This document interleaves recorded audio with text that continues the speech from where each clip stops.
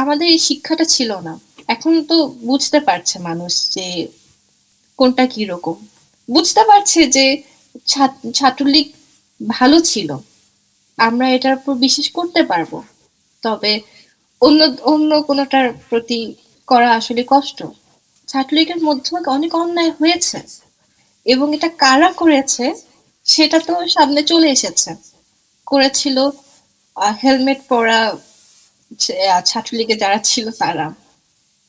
তো আমরা বুঝতে পারছি, এটাতে সব সব মিলে বুঝতে পারছি যে আসলে এখানে ছাত্রলীগের ওরকম কোনো দোষ ছিল না, ছিল হচ্ছে পুরোটা প্রি প্ল্যান্ড, অ্যান্ড আমরা জাস্ট শিকার।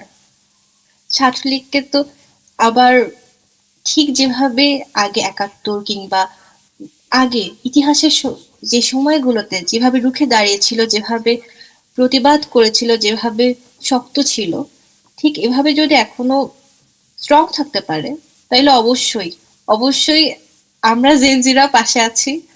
আমরা ওই সময় কাজ করতে রাজি, এবং আমার বিশ্বাস ওই সময় দেশে একটা খুব ভালো একটা পরিবর্তন আসবে।